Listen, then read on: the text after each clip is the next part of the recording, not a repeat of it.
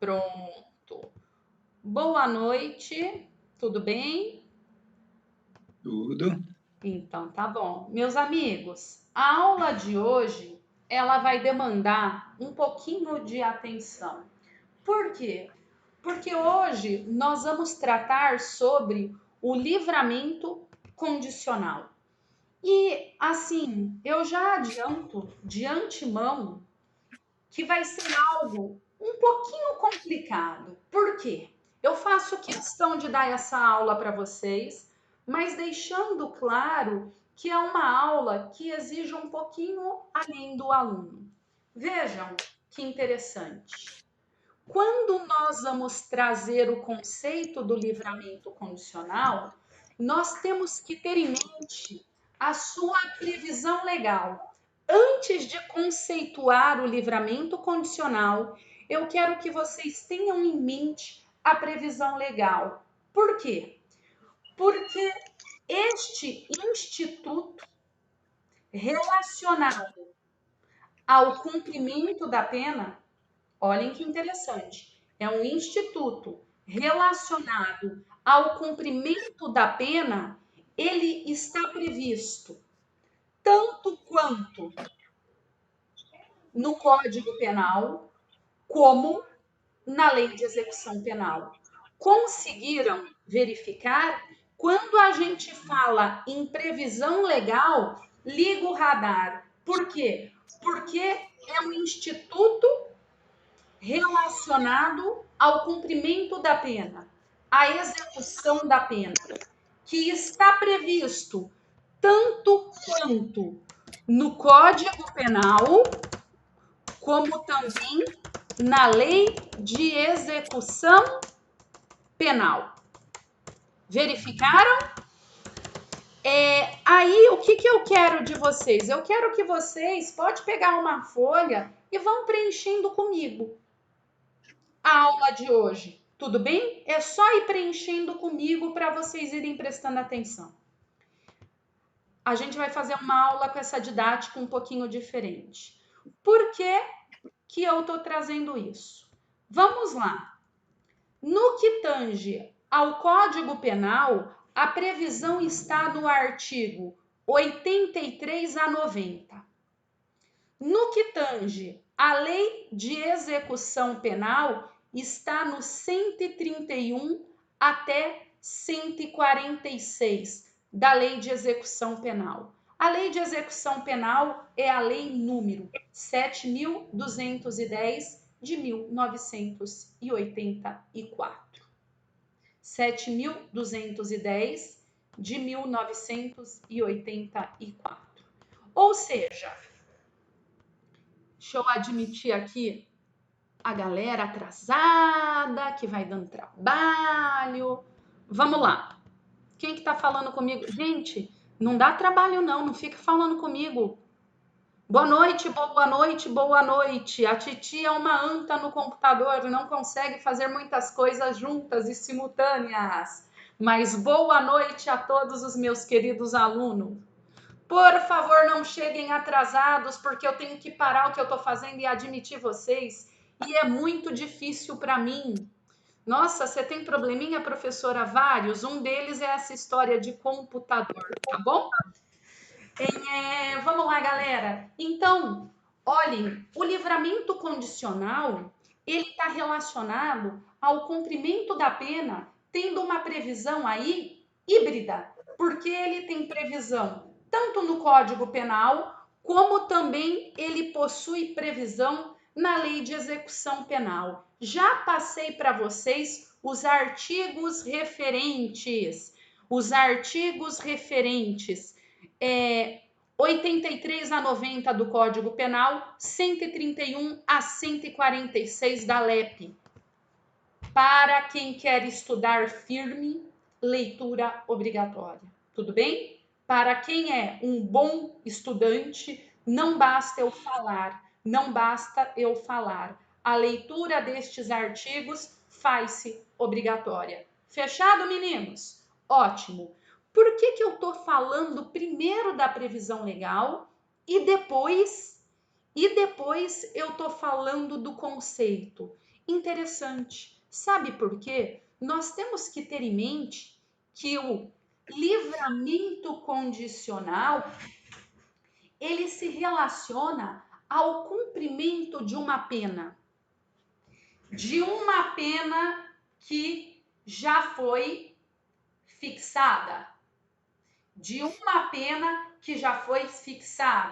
Óbvio, se já há fixação da pena, nós temos em mente que já há uma sentença penal condenatória. Tudo bem? Tudo bem? Ou seja, nós estamos falando de uma sentença condenatória posta e nós estamos falando de cumprimento da pena em execução.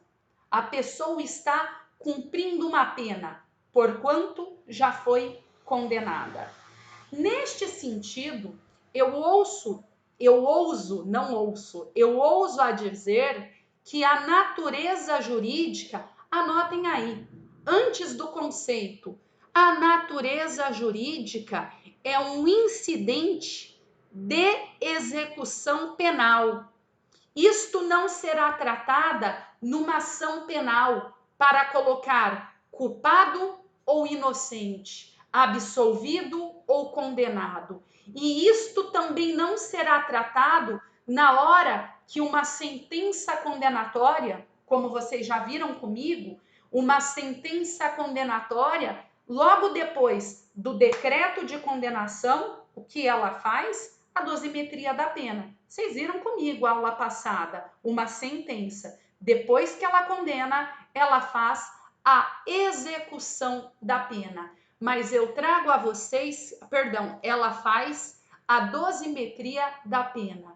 Mas eu trago a vocês que nesse caso, em que pese esteja sendo tratado no Código Penal, ele também tem tratativa na Lei de Execução Penal. E ele vai ser tratado a posteriori, não na sentença condenatória, mas na própria execução penal. Para tanto, eu faço um adendo. Lembra que eu tracei com vocês, assim quando começamos a falar de dosimetria da pena, que nós tínhamos 3 fases distintas? Nós conversamos sobre isso. A primeira fase eu trouxe a vocês como fase legislativa, que era a pena culminada de maneira abstrata pelo legislador. A segunda fase, eu falei que era a fase judicial, quando na ação penal procedente em que o juiz condena, ele vai fazer a fixação da pena. E a terceira fase, que era a fase executória ou administrativa, que é o cumprimento da pena propriamente dita. Porquanto o livramento condicional, ele é tratado tanto no Código Penal como na Lei de Execução Penal, mas ele diz respeito ao cumprimento da pena propriamente dito, relacionada à sua terceira fase, fase executória.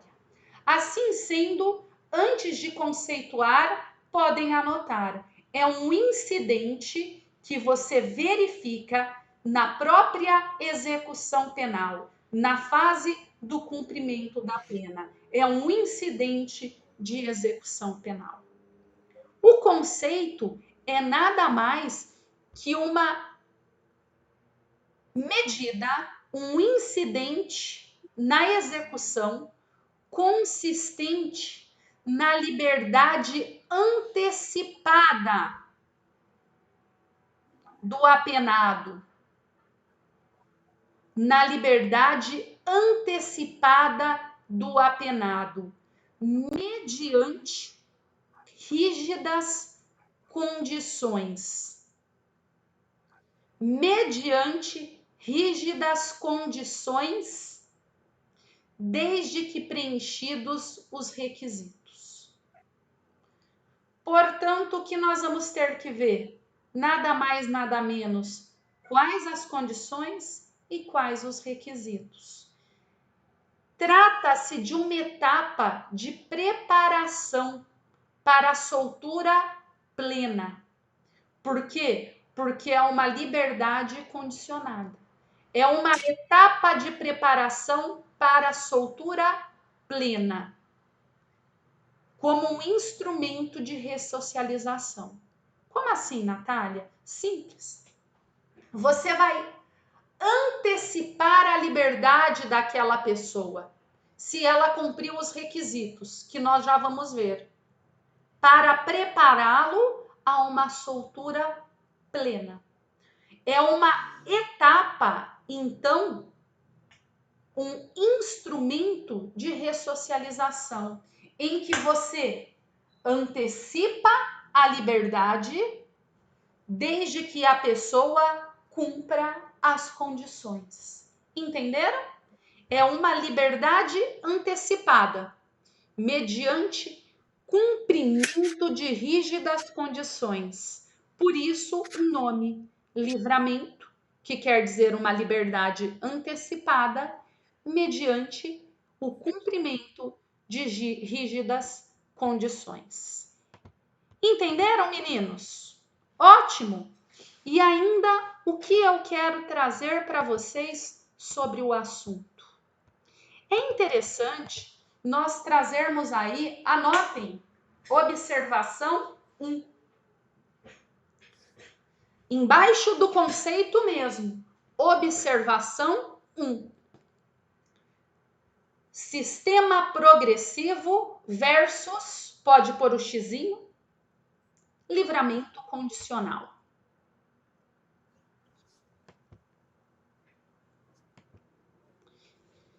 Sistema progressivo versus livramento condicional. Por que eu pedi para vocês anotarem isto? Olhem, há uma crítica doutrinária sobre o livramento condicional. Sabe por que, André, que acabou de chegar? O livramento condicional, ele faz alusão, o livramento condicional faz alusão ao sistema norte-americano. Se você ver um filme americano, você vai ver que lá as pessoas, por exemplo, Law and Order, aquele seriado, lá as pessoas saem, elas são soltas mediante o livramento condicional, que é nada mais, nada menos do que uma etapa em que a pessoa da prisão automaticamente vai para a liberdade. Da prisão, automaticamente vai para a liberdade, desde que cumprido requisitos e mediante rígidas condições. Este é o sistema norte-americano de pena. E aí, qual a parada? Qual a parada que nos interessa? Só um pouquinho. Tem alguém fazendo um barulho aí do cacete, eu coloquei todo mundo no mudo, fechou? Daqui a pouco eu tiro, é só para quem está fazendo esse barulho se controlar. Se alguém quiser falar comigo, é só falar, coloca aqui aquele sinalzinho que eu estou olhando vocês. Agora, qual que é a discussão sobre o assunto? Qual é a crítica? O nosso Código Penal, ele também fez alusão ao sistema progressivo, que é um sistema com base, com fundamento ao inglês, ao sistema inglês ou sistema irlandês de cumprimento de pena, em que não vai da prisão à liberdade antecipada, mas vai do regime fechado, semiaberto e aberto. Então, qual a crítica? A crítica é que o nosso Código Penal, ele trouxe os dois sistemas. Ele trouxe tanto quanto o sistema inglês, que é o progressivo, como também o sistema norte-americano, que é aquele da liberdade antecipada mediante condições. Nós fizemos um mix. nós trouxemos os dois sistemas como cumprimento de pena. E esta que é a crítica.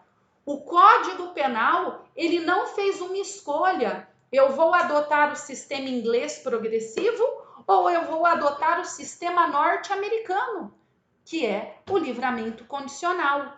Ele trouxe os dois e ficou um tanto quanto confuso. E aí? Superada esta confusão, o que cabe a nós, meus amigos, é saber esse mix que foi feito e que na nossa pena, o nosso cumprimento da pena vale os dois. Então, nós vamos ter que estudar os dois e entendê-los de maneira harmônica. Tudo bem? Quem faz essa crítica? Luiz Regis Prado. Ele que fala, nós estamos com um pezinho no sistema norte-americano e um pezinho no sistema inglês. Fechado? A grosso modo, os dois se compatibilizam, porque nós vamos ter que compatibilizar. Mas se nós fôssemos fazer um estudo aprofundado, eu concordo com Regis, teríamos que ter escolhido um ou outro. A nós cabe criticar e aceitar. O Código Penal trouxe os dois. A Lei de Execução Penal trouxe os dois. Então, vamos ter que aprender os dois. O sistema progressivo é aquele que está no artigo 33 do Código Penal, já estudamos ele, e também tem fundamento no artigo 112 seguintes da LEP. Não tem problema, esse nós já falamos. Desde que o condenado tenha bom comportamento, ele vai progredir do fechado para o semiaberto e do semiaberto para o aberto. Como que é esta progressão? É simples, eu repito em revisão. É simples, extremamente simplório. Bom comportamento e 2. Requisito objetivo. Requisito objetivo. Cumprir uma fração da pena. Exemplo. Crime comum 16% em caso de primário, e aí você vai bater o olho lá, porque a lei foi alterada no pacote anticrime. Crime hediondo 40%, hediondo reincidente 60%, e aí você olha o requisito objetivo, que é nada mais do que um cumprimento de uma fração da pena, você olha lá. Não vou aprofundar quanto a isto, porque isto é matéria que nós vamos estudar na Lei de Execução Penal. Mas saibam, a progressão de regime é simplória, bom comportamento e um requisito objetivo, que se resume no cumprimento de uma fração da pena. É nada mais, nada menos. Leitura obrigatória, artigo 112 e seguintes da LEP. Agora, a aula hoje não é progressão de regime. A aula hoje é livramento condicional. Então, só para trazer as diferenças, obviamente que o livramento condicional, ele trouxe para nós requisitos mais rígidos do que a progressão. Por que, Natália? Obviamente, porque vejam, aqui a pessoa vai da prisão direto para a liberdade. Portanto, os requisitos são mais rígidos, são um pouquinho mais rígidos. Tudo bem? Tudo bem? Lembrando vocês, os dois institutos convivem harmonicamente. Tanto faz se vai ser uma progressão de regime ou livramento condicional. Existem os dois requisitos. A diferença é que a progressão de regime, os requisitos, bom comportamento e uma fração da pena como requisito objetivo. Por sua vez, o livramento condicional é da prisão, antecipação de liberdade. Os requisitos são mais rígidos. E é isto que nós vamos estudar agora. Se vocês olharem o material da aula de hoje, que eu postei lá na nossa plataforma Moodle, mas também vou colocar no quadro aqui, no quadro não, né? Tá na tela para vocês. Vamos lá. Olhem, requisitos. Vamos lá.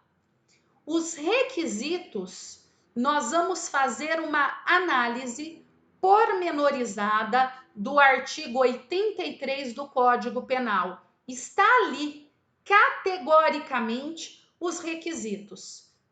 Vamos para o artigo 83. Se nós olharmos no caput do artigo 83, está lá que para lograr o livramento condicional, a pessoa tem que ter sido condenada a uma pena privativa de liberdade, PPL, igual ou superior a 2 anos.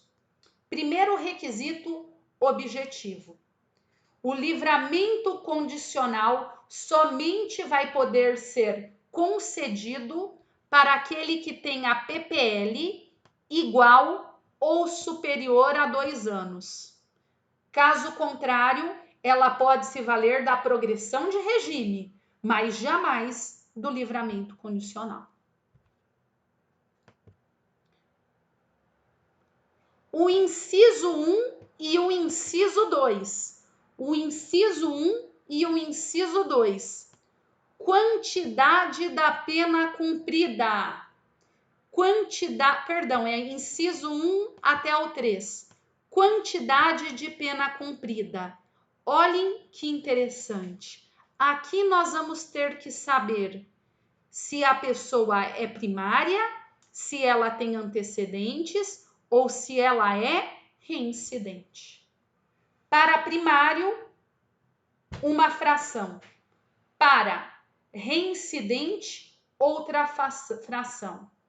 Para primário, que tenha maus antecedentes, outra observação. Então, vamos lá. Primeiro, isso já está no material de vocês, tá? Condenado primário que tenha bons antecedentes, ou seja, a pessoa tem esta única condenação. É uma única condenação transitada em seu desfavor. O requisito é cumprir mais de 1/3 da pena.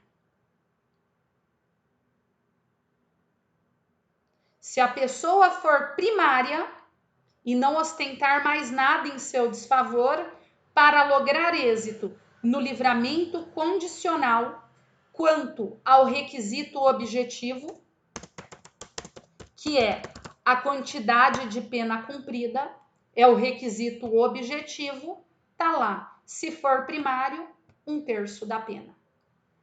Se ela ter uma outra condenação, ou seja, se ela for reincidente, mais de metade da pena.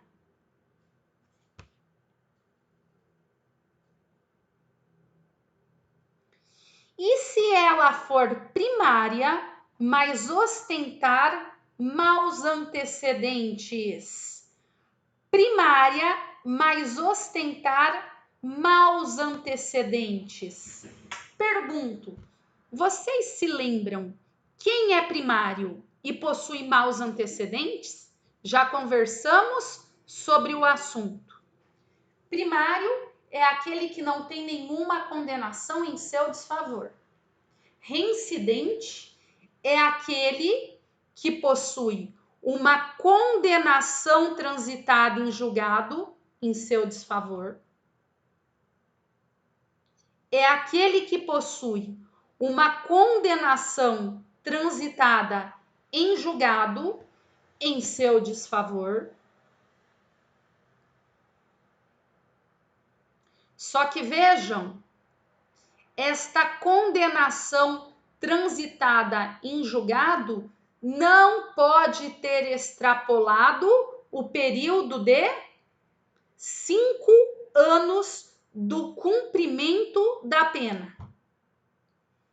Porque se essa condenação ela ultrapassa o período depurador, que é o lapso temporal de mais de 5 anos do cumprimento da pena, aí vocês se liguem. Aí ela não tem mais reincidência. Aí é meramente maus antecedentes. Se recordaram, gente? Revisão. Nós temos o primário, aquele que não tem nenhuma condenação transitada em julgado. O reincidente, aquele que tem uma condenação transitada em julgado e esta condenação não ultrapassou 5 anos do cumprimento da pena, da extinção da pena. E nós temos ainda aquele que é portador de maus antecedentes. É aquele que possui, sim, uma condenação, mas esta condenação é longínqua, é distante. Por quê?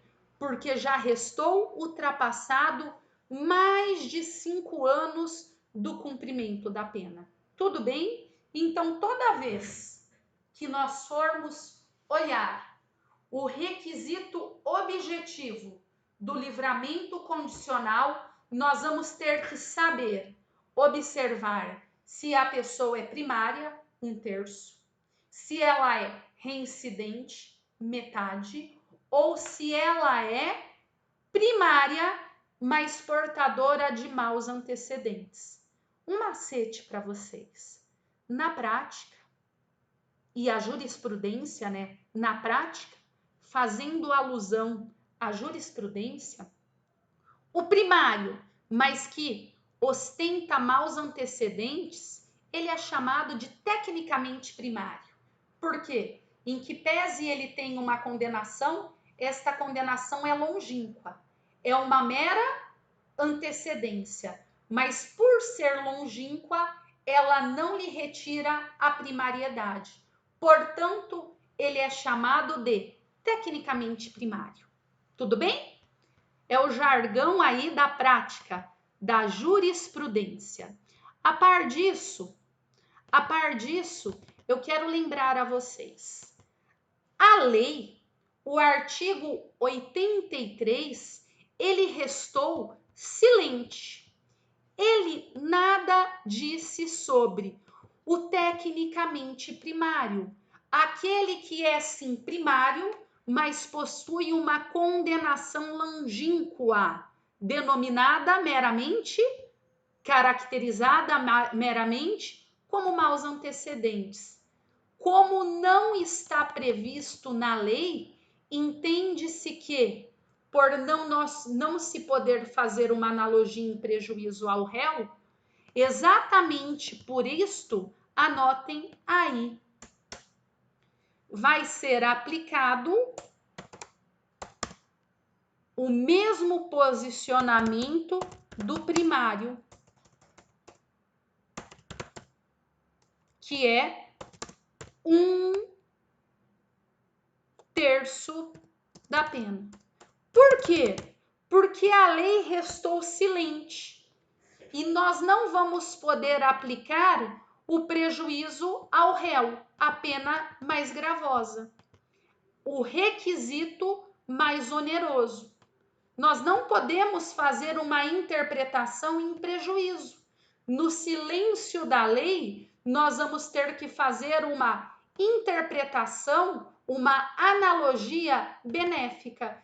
Obviamente, não se pode entender de forma maléfica, porquanto no silêncio da lei nós vamos aplicar tal como se ele fosse primário, sob pena de fazer uma analogia em malam parte.